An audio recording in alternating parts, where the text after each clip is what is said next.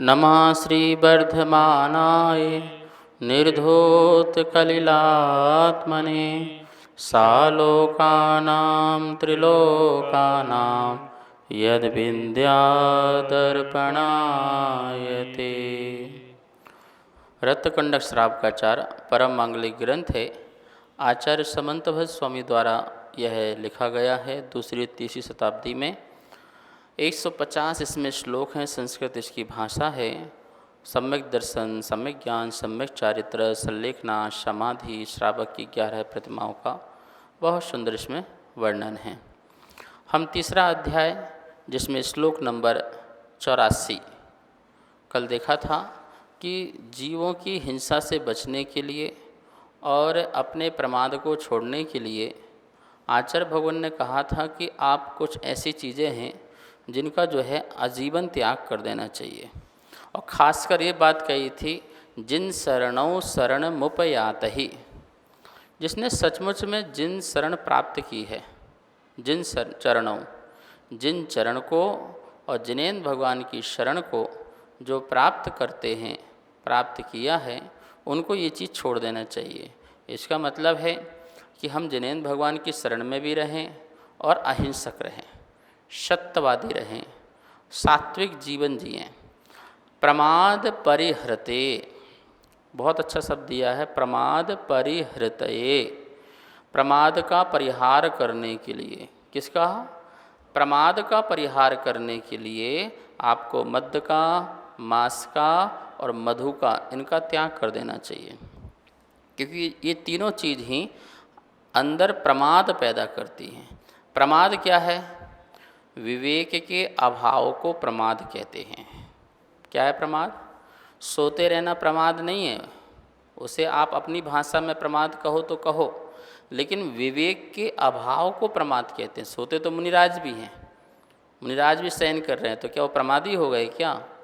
वो तो शयन में भी अपने ध्यान और चिंतन में रह सकते हैं, तो प्रमादी नहीं कहलाएंगे। प्रमादी वह है जिसका विवेक का अभाव होता है। जो मद्य पीता है उसका विवेक नहीं रहता। शराबी व्यक्ति के पास क्या विवेक है? कुछ भी तो विवेक नहीं है। कभी बहन को पत्नी कह देता है, कभी पत्नी को बहन कह देता है, कभी अपनी माँ को स्त्री, अपनी स्त्री कह देता है, कभी अपनी स्त्री को माँ कह देता है।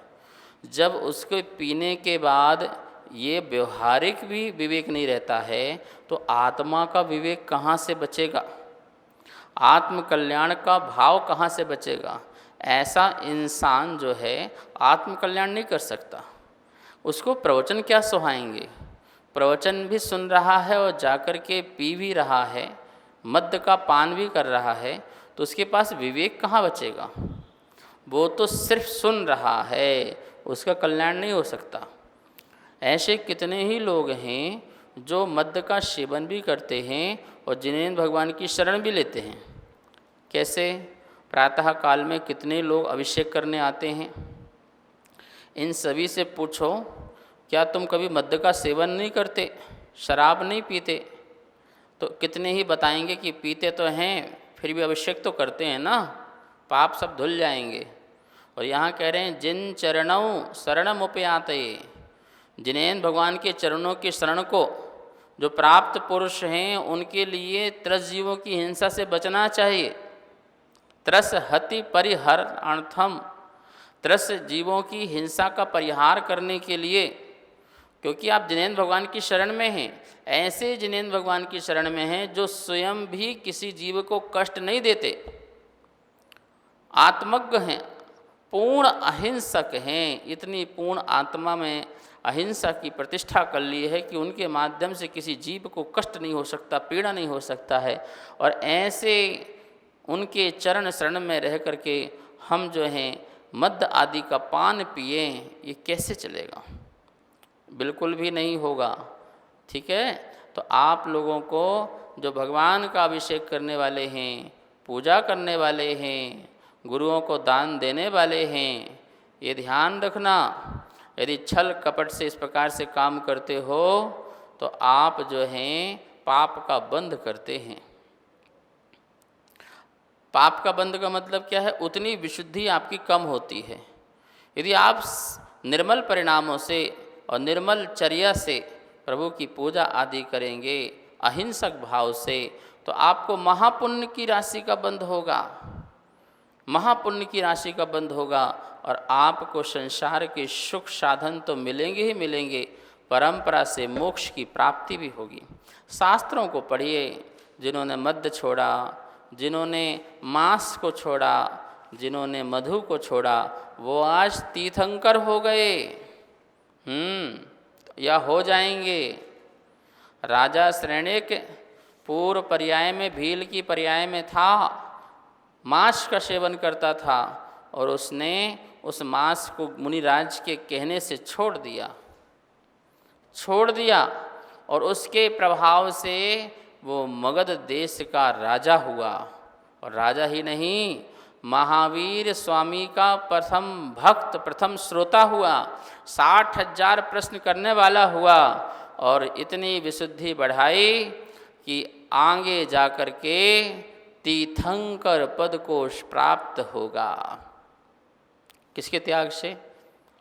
ये त्रस जीव की हिंसा ना हो, उस विशुद्धि को प्राप्त किया उसके भाव से, मद्य मांस का त्याग किया उसके परिणाम से वह राजा श्रेणिक तीर्थंकर पद को प्राप्त होगा। और राजा श्रेणिक की पर्याय की बात नहीं कह रहे, पूर्व पर्याय की, भील पर्याय की बात कह रहे हैं कि उस पर्याय में उसने इस प्रकार से कार्य किया तो इतने अच्छे पद को प्राप्त करके परंपरा तीर्थंकर और सिद्ध अवस्था को प्राप्त होंगे। राजा श्रेणिक नियम से जो है सिद्ध अवस्था को प्राप्त होंगे, ये निश्चित हो गया है। भगवान के ज्ञान में झलका है और दिव्य ध्वनि में कहा है, और हमने शास्त्रों में पढ़ा है और गुरुओं से सुना है। आप सब लोग भी इस बात को ध्यान रखना। लेकिन जो भगवान के चरण शरण में रहकर ही मद्य का, मांस का, मधु का सेवन करेगा, तो बोलिए वो दुर्गति को प्राप्त होगा। इतने अच्छे धर्म को प्राप्त करके, जिन शरण को प्राप्त करके भी, जिन चरण को प्राप्त करके भी जिस प्रकार के कार्य करेगा, तो निश्चित ही आने वाले समय में उसे जिन धर्म मिलने वाला नहीं है, जिन चरण शरण नहीं मिलने वाला। फिर आप पूजा में रोज बोलते रहना, तव पादो मम हृदय तपद नीलम। हे भगवान, मेरा मस्तक आपके चरणों में रहे और आपके चरण मेरे हृदय में रहें। जब तक निर्वाण की प्राप्ति नहीं होगी तो लग जाएंगे तुमको अनंत काल, और मिले जरूरी नहीं है। इसलिए आचरण शुद्ध होना चाहिए। श्रद्धा तो शुद्ध हो ही हो, लेकिन उसके साथ आचरण शुद्ध होना चाहिए। आचरण की शुद्धता से ही जीव का जो है आचार्यपना बनता है। आचार्य मतलब शुद्ध भाव वाला जीव आत्मा बनता है। प्रमाद का त्याग करना है, और प्रमाद मतलब जो हमारा अविवेक है उसका जो है अभाव करना है, ऐसा प्रमाद का अभाव करना है। और प्रमाद रहा तो विवेक का सद्भाव रहेगा, विवेक का अभाव रहेगा। विवेक के अभाव से प्रमाद सदा बना रहेगा, और प्रमाद के कारण बता दिए मद्य मांस मधु। देखिए, आप अपना गौरव भी समझिए और जैन धर्म का गौरव भी समझिए। जैन धर्म का गौरव क्या है? ये पूर्ण अहिंसक लोग होते हैं, दया करते हैं, जीवों पर दया करते हैं, करुणावान होते हैं। ऐसा जैनों का गौरव है। और जैन धर्म का गौरव, जहाँ पर ऐसे तीर्थंकर महापुरुषों का जन्म हुआ है, जो एक ही जीव के बचाने का उपदेश देते हैं।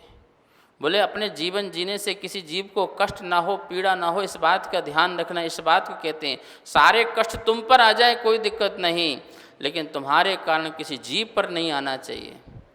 वो तो ये भी कहते हैं तुम्हारा परिवार में कोई दुखी ना हो, तुम्हारा पड़ोसी दुखी ना हो, साक्षात जो तुम्हारे आसपास रहने वाले वो न दुखी हो, उनके लिए आप हेल्प करो, परोपकार करो, सहयोग करो। महावीर भगवान ने सूत्र दिया है, परस्पर ग्रहो जीवा नाम। परस्पर में उपकार करना जीव का कर्तव्य है। अहिंसा परमो धर्म, अहिंसा परम धर्म है। जीव रक्षणम धम्मो, जीव की रक्षा करना धर्म है। ये सब बातें, ये अनमोल बातें हमें प्राप्त हुई हैं, इसके लिए हमें गौरव होना चाहिए। हमारे अंदर जो है एक महिमा प्रकट होना चाहिए, हमें ऐसा धर्म मिला हुआ है। तो इस सूत्र के माध्यम से आपको क्या समझ में आया? त्रस हति परिहरणार्थम, त्रस जीवों की, त्रस किसे कहते हैं? जो चलते फिरते हैं वो त्रस जीव कहलाते हैं। जिनका चलना है, बैठना है, खिसकना है, वो त्रस जीव कहलाते हैं। जो त्रसन करते हैं, हिलते डुलते हैं, मतलब आगे पीछे होते हैं, वो त्रस जीव कहलाते हैं। जैसे 2 इंद्री, 3 इंद्री, 4 इंद्री, 5 इंद्री, ठीक है। चींटी, मकोड़े, पतंगा और ये जानवर आदि, मनुष्य, देव, नारकी, ये सब त्रस जीव कहलाते हैं। इन त्रस जीवों की हानि नहीं होना चाहिए। अच्छा, हम दूसरे जीवों को बचा करके उसका जीवन बचा रहे हैं कि अपने आप को बचा रहे हैं, ये भी आपको कन्फर्म कर लेना चाहिए। सच बात तो यह है कि हम दूसरे जीव को नहीं बचा रहे हैं, उसके माध्यम से अपने आप को बचा रहे हैं बुरे परिणामों से, हिंसक परिणामों से। मेरे अंदर क्रूरता पैदा ना हो, मेरे अंदर करुणा बनी रहे, क्योंकि करुणा मेरा जो है स्वभाव है, वो स्वभाव मेरे अंदर बना रहे। इस उद्देश्य से मैं अपनी रक्षा करने के लिए दूसरों को बचा रहा हूँ। आप अहंकारी मत बन जाना कि देखो मैंने तुम्हें बचाया, मैं जीवों को बचा रहा हूँ, मैं कितना अहिंसक हूँ, कितना परोपकार कर रहा हूँ। नहीं, जगत में कोई किसी को परोपकार नहीं करता, उपकार नहीं करता है, अपने आत्मा के लिए उपकार करता है। कोई किसी पर करुणा नहीं करता, अपने आप के लिए करुणा कर रहा है। तेरी आत्मा क्रूर ना हो, तेरी आत्मा हिंसक ना हो, इसलिए मैं अपने में अहिंसक रखता हूँ, दया परिणाम करता हूँ। तुम दूसरे पर दया नहीं, अपने पर दया। महावीर स्वामी कहते हैं जो व्यक्ति अपने पर दया करना सीख जाएगा, वही व्यक्ति जाकर के महापुरुष बन जाएगा। अपने पर दया करो। क्या दया करो? मेरी क्रूरता खत्म हो जाए, मारने मरने के भाव खत्म हो जाएं, किसी को कष्ट दूं, पीड़ा दूं, ऐसा परिणाम समाप्त हो जाए। और इसी को समाप्त करने के लिए, ऐसे परिणामों को समाप्त करने के लिए आचार्य भगवान ने यहाँ पर सूत्र दिया है कि हे भवजीवो जिन चरणों शरणम उपयाते, जिनेन्द्र भगवान के चरणों की शरण को प्राप्त हुए पुरुषों द्वारा क्या काम करना चाहिए? त्रस हति परिहरणार्थम, त्रस जीवों की हिंसा का परिहार करने के लिए क्षौद्रम, पिशितम और मध्यम। क्षौद्रम पिशितम, 2 बातें बोली पहले। क्षौद्रम मधु, पिशितम मांस, मध्य को लिया है बाद में। प्रमाद परिहरते मध्यम वर्जनीयम, और प्रमाद का त्याग करने के लिए मध्य का त्याग करना चाहिए। मधु और मांस का त्याग तो करना ही करना है, क्योंकि वो तो साक्षात हिंसा है, दूसरे पर की जीव की हिंसा है। लेकिन मदिरा पीने से तेरी स्वयं की भी हिंसा है, तेरे विवेक का अभाव है, प्रमाद प्रकट हो जाता है। जिस जीव के पास अति अति प्रमाद होता है वो उतना ही दुखी होता है। मिथ्या दृष्टि महाप्रमादी होता है, सम्यक दृष्टि थोड़ा कम प्रमादी होता है, व्रति और भी कम होता है, महाव्रति और भी कम होता है, और महाव्रति में जो ध्यानी हैं वो अप्रमत्त हो जाते हैं। आपको पता है पहले गुण स्थान से लेकर के 6वें गुण स्थान तक प्रमाद पाया जाता है। पहले गुण स्थान से लेके 6वें गुण स्थान तक, मतलब मिथ्या दृष्टि से लेकर के महामुनि तक, मुनिराज तक प्रमाद पाया जाता है 6वें गुण स्थान तक।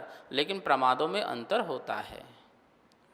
मिथ्या दृष्टि कि अनंतानुबंधी कषाय और मिथ्यात्व के साथ प्रमाद पाया जाता है, इसलिए वो महाहिंसक आदमी है। सम्यक दृष्टि के पास अनंतानुबंधी कषाय नहीं है, मिथ्यात्व नहीं है, इसके अभाव जन्य मात्र अप्रत्यक्षान प्रत्यक्षान संजलन कषाय, उस संबंधी प्रमाद पाया जाता है। और जो व्रति हो गया है, प्रतिमाधारी हो गया है, ये क्षुल्लक हो गया है, उसके अप्रमत्त कषाय भी नहीं है, जो अप्रत्यक्षान कषाय भी नहीं है, अनंतावंदी कषाय भी नहीं है, मिथ्यात्व भी नहीं है, लेकिन प्रत्यक्षान स्वजन कषाय है, उस संबंधी प्रमाद पाया जाता है। और मुनिराज को जो 6वें गुण स्थान में है उनको मात्र संजलन और 9 कषाय है, उस संबंधी प्रमाद पाया जाता है, उसकी सारी कषाएं समाप्त हो जाती हैं। और सातवें गुण स्थान में जो हैं वो अप्रमत्तधारी हो जाते हैं। संजुलन कषाय की और मंदता हो जाती है। संजुलन कषाय के तीव्र के उदय में छठवां गुण स्थान होता है और संजुलन कषाय की मंद के उदय में सप्तम गुण स्थान होता है, तो उसमें और मंद हो जाता है। इतना मंद हो जाता है कि उसे अप्रमत्त कह दिया कि वह जीव अपने अंतर्मूर्त के लिए अप्रमत्त दशा में हो जाता है। और फिर उसमें और भी कषाएँ कम कम कम होती जाती हैं, तो 7, 8वां, 9वां, 10वां और 10 के अंत में समाप्त होकर के 12वें में छीड़ मोह हो जाते हैं, पूर्ण अप्रमादी हो जाते हैं, पूर्ण अप्रमत्त हो जाते हैं, पूर्ण अप्रमत्त हो जाते हैं। और ऐसे अप्रमत्त वाले जीव एक क्षण के बाद केवल ज्ञान प्राप्त कर लेते हैं और अरहंत बन जाते हैं। संत थे, महंत बने, महंत से अरहंत बने। क्या बात है! ऐसी चीज़ें जो हैं हमें ध्यान में रखना है। इस सूत्र के माध्यम से हमें ये सोचना है, विचार करना है कि हमारे जीवन में कभी भी ये भाव ना आए कि हम मधु का सेवन करें, मांस का सेवन करें, मद्य का सेवन करें। और मैं ये कहूँगा, यदि जैनी हो और ये करते हो तो आप अपना जैन नाम न लिख करके गोत्र का ही नाम लिखो तो अच्छा है। जैन होकर के कलंकी मत बनो। तुम्हारे बच्चे नॉनवेज हो रहे हैं, जरा देखो तो संगति इनकी कैसी हो रही है, सावधानी बरतो। तुम्हारे बच्चे नॉनवेज हो रहे हैं, तुम तो अहिंसक नहीं बन पाए और बच्चों को भी अहिंसक नहीं बना पाए। ये कहाँ की बातें हैं? ठीक है, तो आप अपने बच्चों को भी अहिंसक बनाइए, पूरा ध्यान रखिए आपके बच्चे तो नहीं बिगड़ रहे हैं और कहीं आप भी ना बिगड़ गए हों। मैंने देखा है कई माता पिता स्वयं बिगड़ गए हैं और ये चीज़ों लेने लगे हैं और बच्चे तो फिर खुलेआम हो जाएंगे। विदेशों में जाते हैं, छुप छुप के खाते रहते हैं, आपको पता नहीं रहता है। इससे घाटा क्या है? घाटा किसी का नहीं है, जैन धर्म घाटा नहीं है, ध्यान रखना।